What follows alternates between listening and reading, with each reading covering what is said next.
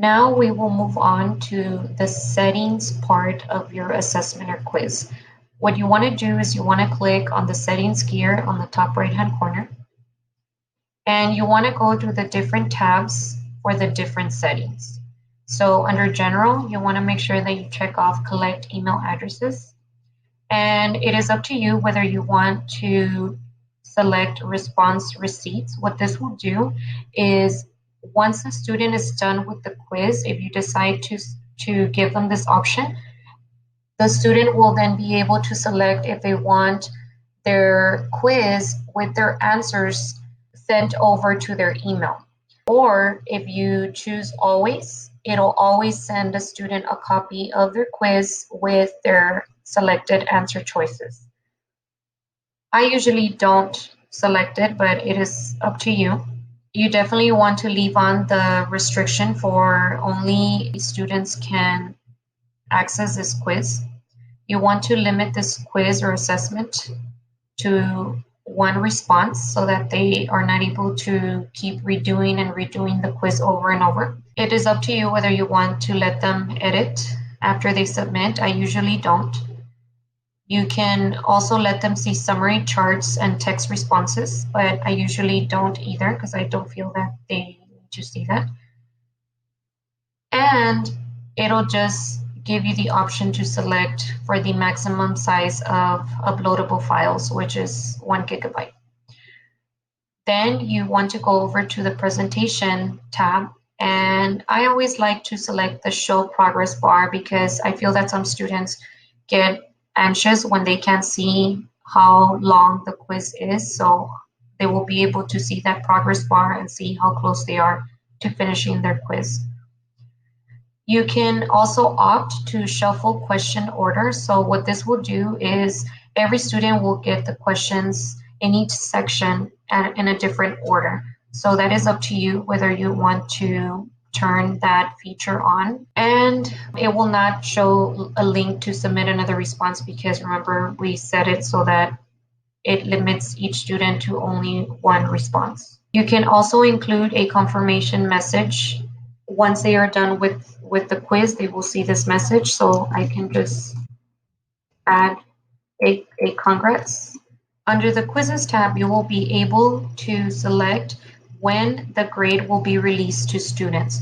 So this can be immediately after each submission, but if you do have questions that you have to check manually, it will show those questions as incorrect until you actually go into the quiz and give them the points for each of those questions that you have to check manually. So I would suggest if you have any questions you have to check manually that you select release grade later after manual review. But if you have questions in your assessment and your quiz that are all multiple choice and auto graded that do not need any manual checking, then you can certainly choose to release the grade immediately after each submission. In this case, because we do have to manually check some of the questions, I'm going to choose to release the grade later after manual review.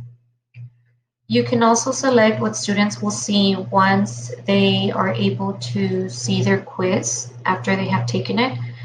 You can choose between for them to see missed questions, correct answers, and point values. Once you are done selecting your settings, then you can click Save. And now we're going to preview the quiz to make sure that everything is in order and that you do not need to go back and make any changes. In order to do that, you're going to click on the eye icon at the top of your screen to preview. And this is what students will see. The very first thing they will see is the title of the assessment and the directions. As I have indicated, they will click Next. They will then see the image that I have included here, plus the video that I have included for them to watch before they take the quiz. And then once they have watched the video, they will click Next and type in their first name and last name. So I'm just going to type in student 2, both first and last name. I'll click Next. And here is my first question. A natural satellite of a planet is called? The answer was moon. Second question, in your own words, explain what are terrestrial planets. They are planets with rocky surfaces. Next, Mercury is the closest planet to the Sun. This is true. Planets that have rocky surfaces and cores made of iron are called terrestrial planets. Here is our checkbox question. So remember here, students will have to select more than one correct answer. And for the next question, it is our drop-down menu question. And the Earth is the third planet from the Sun. So they will drop down the menu, select the correct answer, and click Next. This is our file upload question. So once a student has done their sketch and taken an image of it or taken a picture of it, they will add that file here. I'm just going to add this file and upload.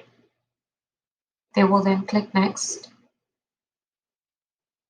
And for this section, this is our linear scale and grid questions. So the first one is our linear scale. So Pluto is the closest or the farthest planet from the Sun. It is the 9th farthest. So I'm going to select that as my answer.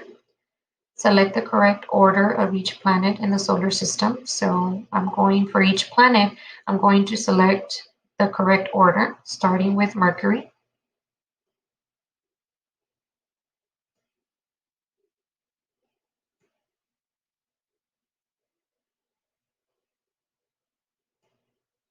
And as you can see, it'll only allow them to choose one bubble per planet option. And the next question, remember, it is another one of those check boxes where they can check off several of the characteristics for each planet. So Earth is a terrestrial planet. It has no rings and it is an inner planet. Jupiter is a gas planet. It has rings and it is an outer planet. Mars will be the same as Earth, and Saturn will be the same as Jupiter. So once they have selected all the characteristics for each of the planets, they're going to click Next. And the last two questions are date and time. So in order to select the date that we celebrated Earth Day this year, they're going to have to click on the calendar icon here and move through the calendars to select the correct date. This year we celebrated Earth Day on April 22nd.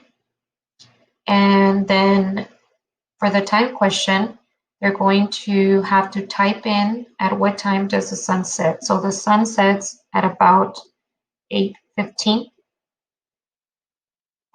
And they're going to have to change this to PM.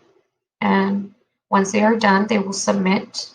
And as you can see, it'll give them my message that I typed in, congrats, but it will not allow them to see the questions or their score because I have to go back in and manually check some of those answers. Once you are done checking that the quiz is in order and no more changes need to be made, you can exit from the quiz knowing that it will not be lost or deleted. It has already been saved on your Google Drive, and you can go back to your Google Classroom where you were setting up this assessment.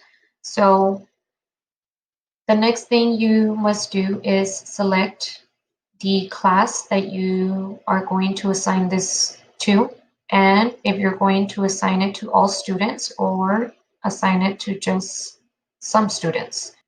The total number of points for this quiz is 25 points, and you also have the option for some assignments that you might not want to be graded to select the ungraded option. I will select the due date, which will be this Friday, and the time for them to complete this assignment is 11:59, and I will assign it under my science topic. And you also have the option here to assign now or schedule for later. So let's say that maybe I don't want them to start the quiz until that Friday at 8 a.m. So the quiz will be posted to the students' Google Classroom on that Friday at 8 a.m. and they will have to complete it by that day by 11:59 p.m. So if I choose, I can schedule it or I can assign it now. It is up to you.